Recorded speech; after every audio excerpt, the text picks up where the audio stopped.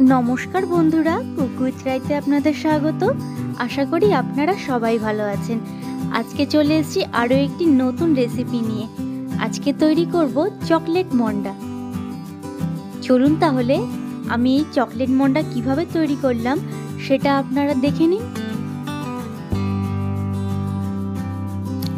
আমি এখানে এই বাটির মাপ অনুযায়ী সমস্ত উপকরণগুলো নিয়ে নিয়েছি।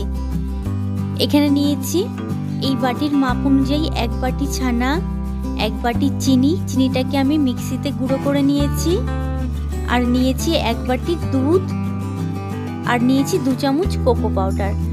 প্রয়োজন হলে আরও 1 চামচ কোকো পাউডার আমি পরে অ্যাড করে দেব।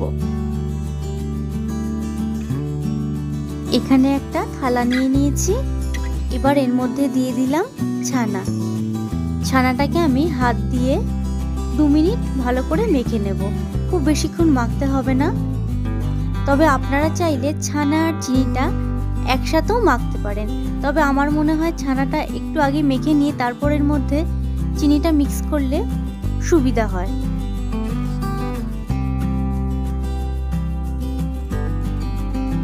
দেখুন ছানাটা আমি 2 মিনিট ধরে মেখে নিয়েছি। এবার আমি এর মধ্যে অল্প অল্প করে চিনি দিয়ে খুব ভালো করে ছানার সাথে মিশিয়ে দেব। আমি এখানে পাউডার চিনি ইউজ করেছি। আপনারা চাইলে চিনিটাকে নর্মাল এমনিও ইউজ করতে পারেন, তবে চিনিটা গুঁড়ো করে নিলে পরে মাখতে সুবিধা হয়, আর যদি গোটা থাকে তখন মাখতে টাইমটা একটু বেশি লাগে।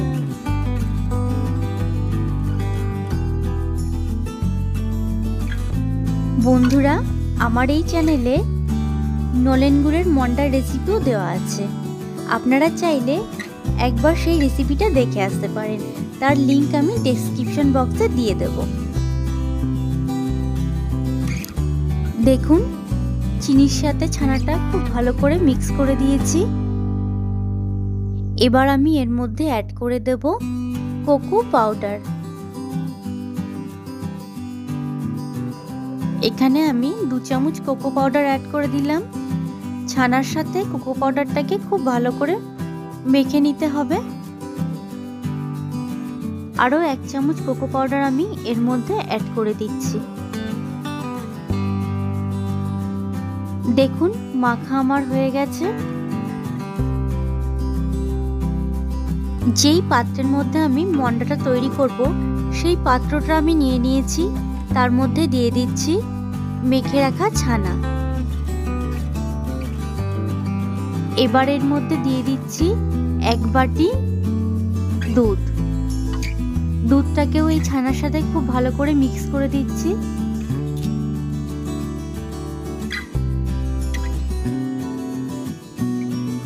বাকি দুধটাও এর মধ্যে দিয়ে ভালো করে মিক্স করে দিচ্ছি।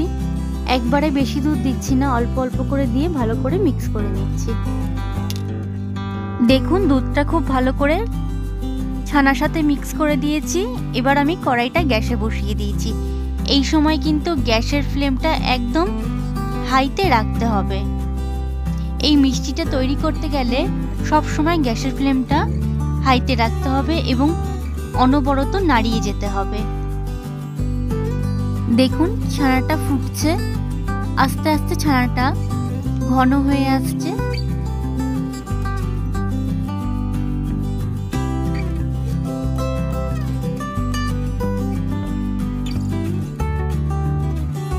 দেখুন ছানাটা অনেকটাই ঘন হয়ে এসছে। অনবরত কিন্তু নাড়িয়ে যেতে হবে, না নাড়ালেই নিচটা ধরে যাবে। দেখুন ছানার মধ্যে পারফেক্ট পাক হয়ে গেছে। এবার আমি গ্যাসের ফ্লেমটা অফ করে দিচ্ছি। গ্যাসের ফ্লেমটা অফ করে দিয়েও এটাকে অনবরত নাড়িয়ে যেতে হবে, নয়তো ছানাটা শক্ত হয়ে যেতে পারে। ছানাটাকে পুরোপুরি ঠান্ডা হতে দেওয়া যাবে না, হালকা একটু ঠান্ডা হয়ে গেলেই এটাকে তৈরি করে নিতে হবে। এখানে থালার উপরে আমি সাদা কাপড় পেতে নিয়েছি। এবার এর মধ্যে আমি মিষ্টিগুলো তৈরি করে নেব। আমি একটা জলের বাটি নিয়েছি, সেখান থেকে অল্প অল্প জল হাতে দিয়ে এই ছানাটাকে অল্প অল্প করে তুলে নিয়ে আমি মন্ডর আকারে তৈরি করে নিচ্ছি। আমি কিভাবে তৈরি করছি আপনারা একটু খেয়াল করে দেখুন, তাহলেই বুঝতে পারবেন। ঠিক যেইভাবে আমরা ঘুটে দিই ঠিক সেইভাবে আমি এটাকে তৈরি করে নিচ্ছি।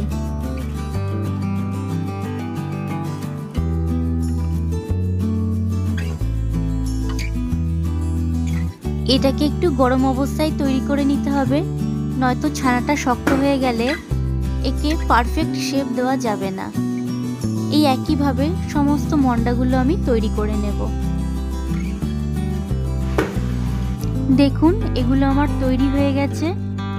ঠিক 5 মিনিট পর একটা একটা করে মন্ডা তুলবো আর একটার সাথে আর একটা লাগিয়ে দেব।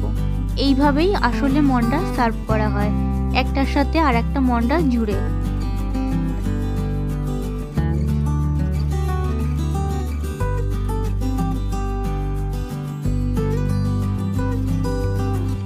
বন্ধুরা, আমার এই চকলেট মন্ডার রেসিপি যদি আপনাদের ভালো লাগে অবশ্যই একবার বাড়িতে ট্রাই করে দেখবেন।